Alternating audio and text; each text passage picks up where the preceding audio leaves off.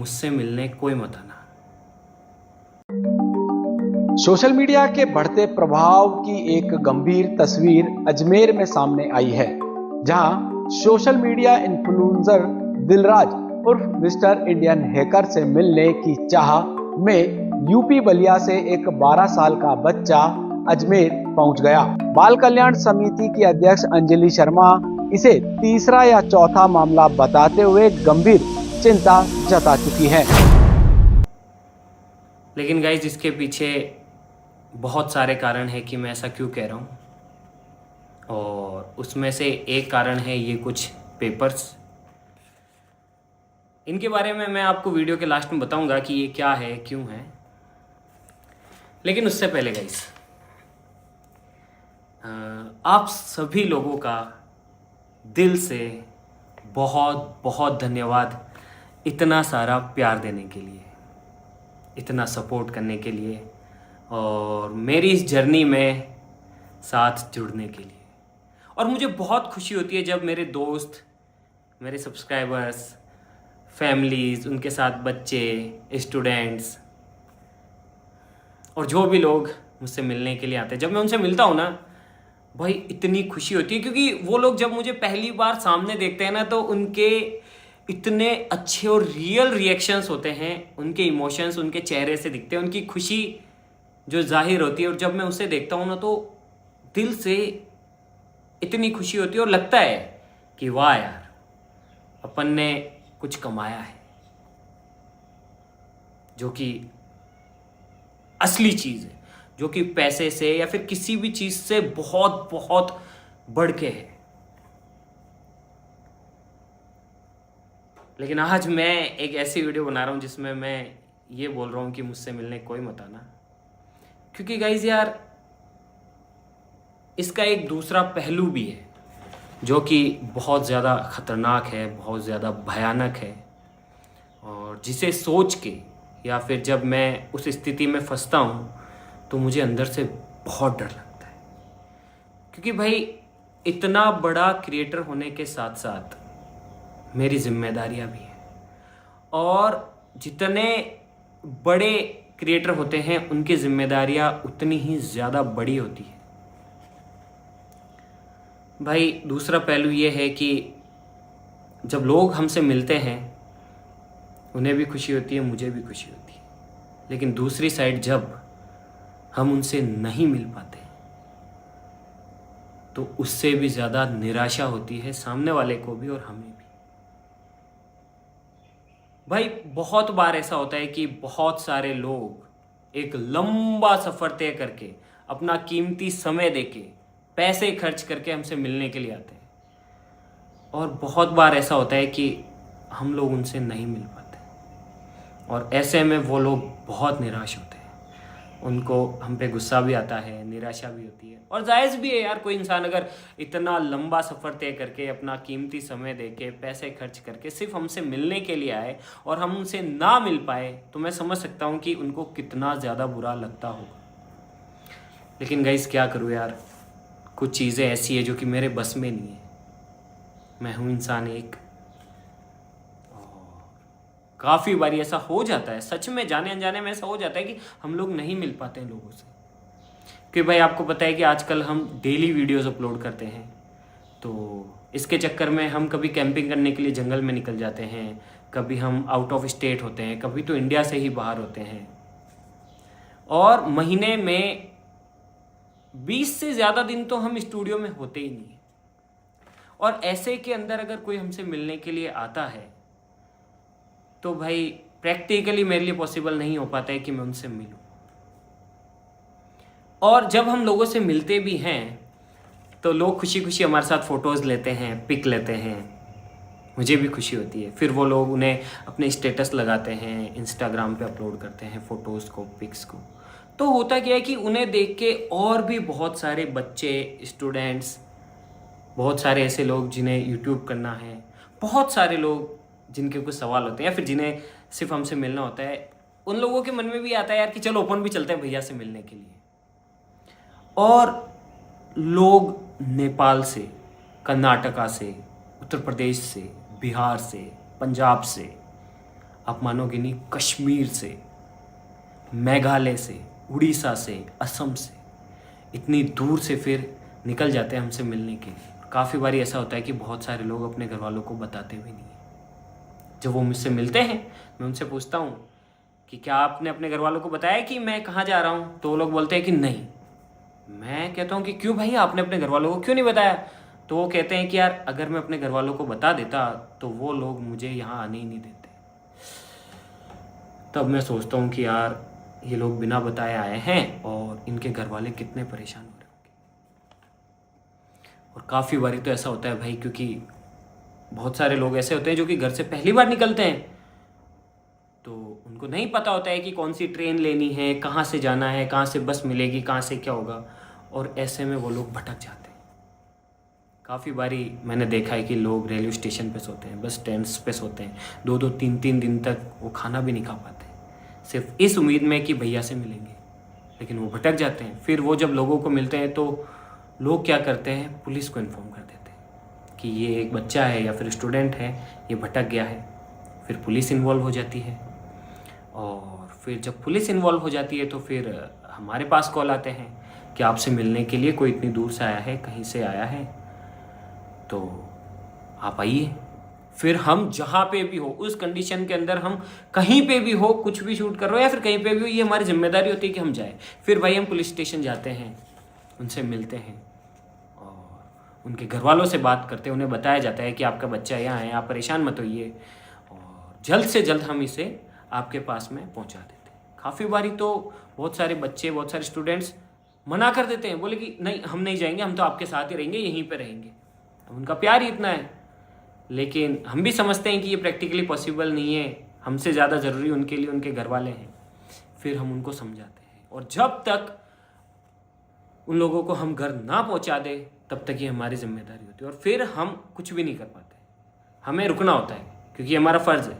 और काफ़ी बारी जब पुलिस तक नहीं जा पाती बात, तो वो जैसे तैसे करके स्टूडियो आ जाते हैं, और हमें पता पड़ता है कि कोई अगर बच्चा छोटा है या फिर कोई थोड़ा एज में कम है, 17-18 साल का है, 16-17 का है, नाबालिग है, तो भाई हम तुरंत ऑफिस आते हैं, चाहे वो कहीं पे भी हो, और फिर हम लोग तब तक वेट करते हैं जब तक या तो उनके घर वाले ना आ जाए या फिर हम किसी तरीके से उन्हें उनके घर तक ना पहुंचा दें। भाई आप मानोगे नहीं, बहुत सारे पुलिस स्टेशंस में अलग अलग जगहों पे गुमशुदगी की, लापता की रिपोर्ट्स दर्ज होती हैं कि हमारा बच्चा गायब है या फिर वो 2-3 दिन से नहीं मिल रहा है, और बाद में पता पड़ता है कि वो लोग मुझसे मिलने के लिए निकले होते हैं। तो आप समझ सकते हैं कि ये कितना ज़्यादा सेंसिटिव टॉपिक है, कितना ज़्यादा महत्वपूर्ण है, क्योंकि आप समझ सकते हैं यार कि दुनिया में अच्छी चीज़ों के साथ साथ में बुरी चीज़ें भी होती हैं, और मैं नहीं चाहता कि किसी के साथ भी कोई भी मिसहैप हो, कोई भी ऐसी घटना हो जो कि अप्रिय हो या फिर जो कि गलत हो, और सिर्फ इस वजह से कि कोई मुझसे मिलने आया हो। और भाई आप मानोगे नहीं, बहुत बार ऐसा होता है कि लोग इतने ज़्यादा आ जाते हैं कि प्रैक्टिकली मैं सभी से नहीं मिल पाता। कोई साइकिल से आया होता है, कोई किसी मदद के लिए आया होता है, कोई किसी के लिए, लेकिन मेरे हाथ में नहीं होता कि मैं सभी की मदद करूं, क्योंकि यार हूँ तो मैं भी इंसान ही। काफ़ी बारी ऐसा होता है कि भाई मुझे जवाब देना पड़ता है संस्थाओं को, बहुत सारी जगहों को, क्योंकि वो जिम्मेदारी मेरी हो जाती है। ऐसी बहुत सारी चीज़ें हैं गाइस, अनगिनत रीजंस हैं। बहुत सारे लोग रात को पहुंचते हैं, रात को स्टूडियो के बाहर 2-2 3-3 दिन तक बैठे रहते हैं, भूखे प्यासे। बहुत सारे लोग रेलवे स्टेशन पे सोते हैं। बहुत सारे लोग कोई मोटरसाइकिल से आ रहा होता है तो रास्ते में उनके चोट लग जाती है। बहुत सारे लोग ऐसे होते हैं जिनके पर्स चोरी हो जाते हैं, या फिर जिनका बैगेज गुम हो जाता है, या फिर उनके साथ कुछ ऐसी घटना हो जाती है जो कि वो मुझे बताते हैं। फिर मुझे दिल से इतना बुरा लगता है ना, मैं खुद को कोसता हूँ कि वाई, ऐसा क्यों हो रहा है।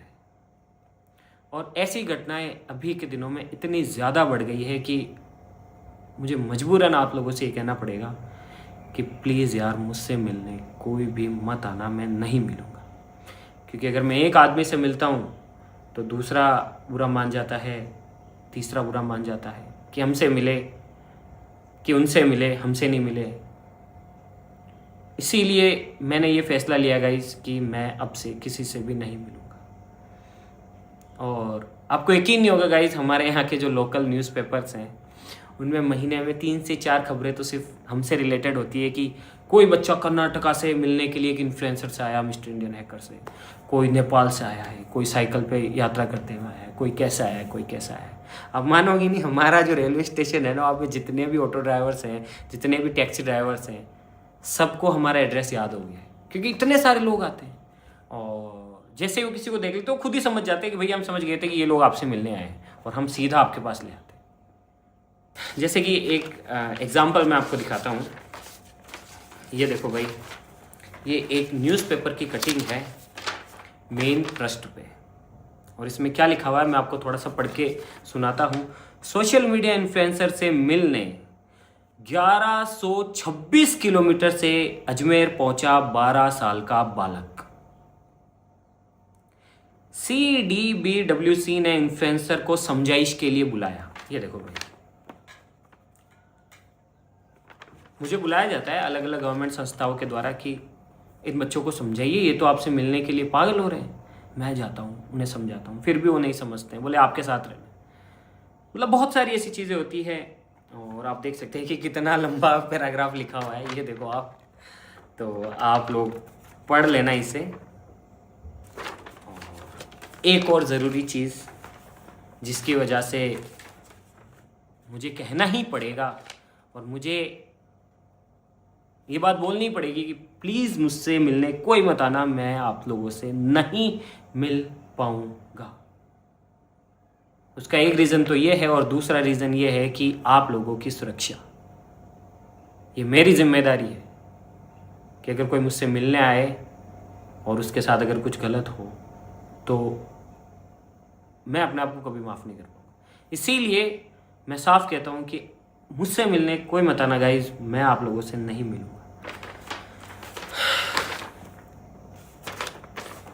पुलिस स्टेशन की तरफ से मेरे पास में साफ नोटिस है, साफ निर्देश है कि आप बकायदा ये वीडियो बनाएं, लोगों को बोलें कि हमसे मिलने मत आना। मैं आपको थोड़ा सा पढ़ के सुना देता हूँ। थाना अधिकारी, पुलिस थाना आदर्श नगर, जिला अजमेर।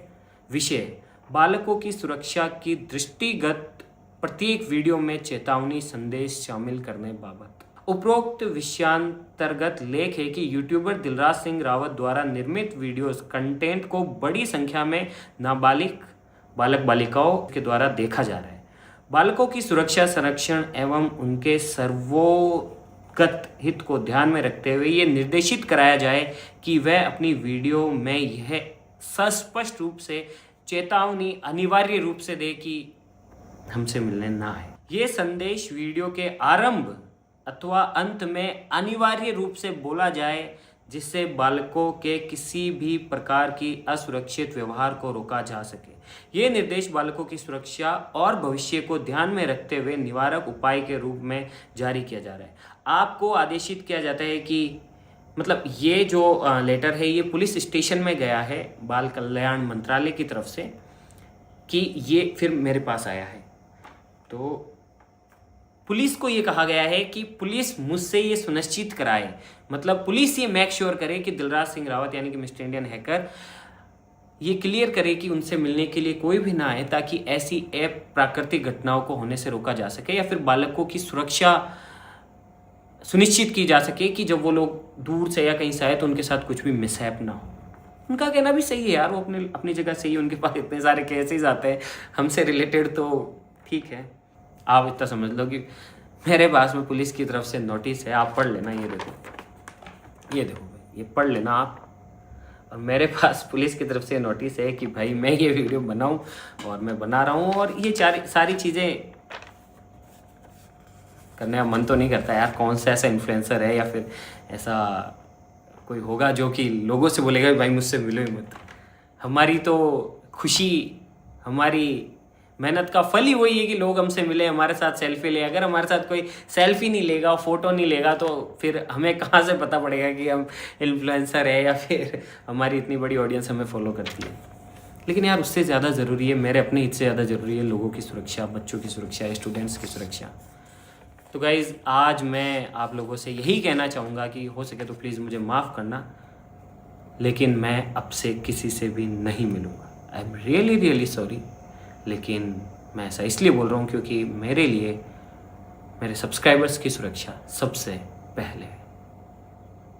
जय हिंद, जय भारत। मैं एक बार फिर से आप लोगों से हाथ जोड़ के ये निवेदन करता हूँ कि प्लीज़ अपना समय खराब करके इतनी दूरी से, इतनी लंबा ट्रैवल करके या फिर अपने पैसे खर्च करके आप परेशान ना होएं। मुझे बहुत बुरा लगेगा अगर मेरे दर पे कोई आएगा और मैं उसे नहीं मिल पाऊँगा। तो इसीलिए आप लोगों से हाथ जोड़ के निवेदन है कि प्लीज़ आप घर से ही वीडियोस देखिए, वहीं से एंजॉय कीजिए। आपके मन में कोई सवाल है या कुछ भी है तो नीचे कमेंट्स करिए। और हाँ, एक ज़रूरी चीज़, चलो एट द एंड यार इन्फ्लुएंसर हूँ, मैं कैसे अपनी ऑडियंस से दूर हो जाऊँ? नहीं, एक चीज़ भले ही मैं आने वाले टाइम में करूँगा कि कभी कोई मीटअप प्लान कर लिया या फिर एक काम करते हैं यार, अपन आगे आने वाले टाइम में मैं एक ऐसा एड्रेस, क्योंकि बहुत सारे लोग हमारे लिए गिफ्ट्स लेके आते हैं, बहुत सारे लोग हमारे लिए कुछ करते हैं, कोई पेंटिंग बनाता है, कोई क्या करता है, कोई छोटा सा आर्ट बनाता है, तो वो लोग लेके आते हैं। तो मैं नहीं चाहता कि वो बनाए और मुझ तक पहुँचे ना। तो एक काम करेंगे, अपन आने वाले टाइम में एक ऐसा एड्रेस चूज कर लेंगे जिसे मैं आप लोगों के साथ में शेयर कर दूंगा, ताकि आपको आना ना पड़े। इससे आपका टाइम भी खराब ना हो और आपने अगर कुछ भी बनाया हो या फिर आपका कुछ भी मैसेज हो, जेन्युइन मैसेज, तो आप उसे उस एड्रेस पे सेंड कर दें। तो अपन एक काम करते हैं जो कि सबसे बेस्ट रहेगा मेरे हिसाब से, कि अपन एक फैन मेल एड्रेस चालू कर देंगे जहां पे आप लोग हमें फैन मेल भेज सके। कैसा रहेगा? सही रहेगा ना? ये सही रहेगा, ताकि आप लोग हमें जो भी आपका हो उसे उस एड्रेस पे भेज दें। ठीक है गाइस, तो मुझे थोड़ा वक्त दो, ये चीज़ अपन करेंगे। बाकी अभी के लिए यार आप लोगों से यही निवेदन है भाई लोगों, प्लीज़ मुझे माफ़ करना, प्लीज़ मुझसे मिलने मत आना यार, प्लीज़ प्लीज़ प्लीज़ मुझसे मिलने मत आना। क्योंकि अगर मैं एक से मिलूँगा तो और भी सारे लोग इन्फ्लुएंस होंगे, और उसमें बहुत सारे बच्चे होते हैं भाई, स्टूडेंट्स होते हैं, बहुत सारी गर्ल्स होती हैं। आप बताओ यार, कोई लड़की अगर दूर से अकेली ट्रैवल करके आए और मैं उनसे ना मिल पाऊँ, कोई बच्चे जो अपने माँ इतनी बड़ी रिस्क लेके कि अपने माता पिता को भी ना बताएं और इतना लंबा ट्रैवल करके आए और मैं उनसे किसी भी वजह से ना मिल पाऊँ, कितना बुरा लगेगा मुझे भी और उनको भी। इसीलिए मैं ये आज से स्पष्ट करता हूँ कि मैं किसी से भी नहीं मिलूँगा, किसी से भी नहीं। तो प्लीज़ आप लोग परेशान ना हो। Thank you so much guys. जय हिंद, जय भारत। विभाग ने दिलराज को निर्देश दिए कि वह अपने हर वीडियो में बच्चों से ऐसी अपील करें कि वह घर छोड़कर उनसे मिलने ना आए। यह मामला बच्चों की सुरक्षा और सोशल मीडिया जिम्मेदारी पर बड़ा सवाल खड़ा करता है।